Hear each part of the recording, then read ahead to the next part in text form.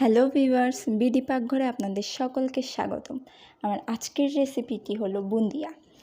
অনেকে অনেকভাবে বুন্দিয়া বানায়, কিন্তু দোকান থেকে কিনে নিয়ে এসে কীভাবে ঘরে এই বুন্দিয়াটি বানানো যায় এটি আমি আজকে আপনাদের সাথে শেয়ার করব। তাহলে চলুন আমার আজকের রেসিপিটি দেখে নেওয়া যাক।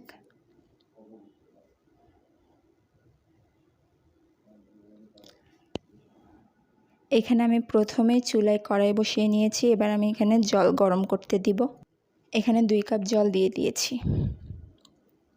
এবার দেখুন, আমি দোকান থেকে একটি প্যাকেট কিনে নিয়েছিলাম। এখানে রয়েছে 100 গ্রাম বুন্দিয়া, এখানে রয়েছে 250 গ্রাম চিনি।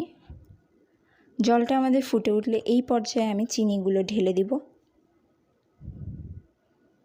ফুটন্ত জলে আমি চিনিগুলো ঢেলে দিয়েছি। এই পর্যায়ে আমার চিনিগুলোকে নাড়াচাড়া করে দিতে হবে।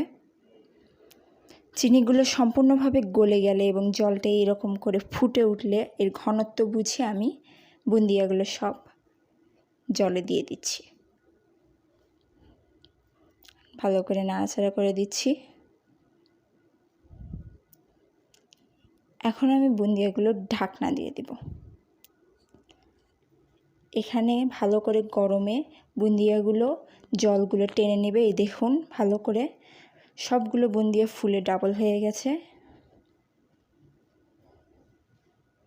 চিনির শিরাগুলো বুন্দিয়ার ভিতর ঢুকে গেছে। এই পর্যায়ে দেখুন, এরকম মাখা মাখা যখন হয়ে আসবে তখন আমরা বুন্দিয়াগুলো নামিয়ে নেব, কারণ ঠান্ডা হলে এটা আরেকটু ঝরঝরে হয়ে যাবে।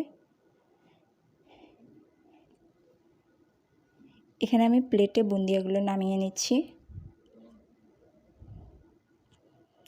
তৈরি হয়ে গেছে আমার আজকের রেসিপি বুন্দিয়া।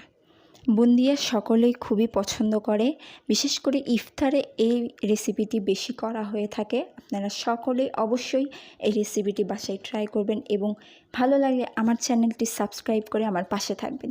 ধন্যবাদ সকলকে।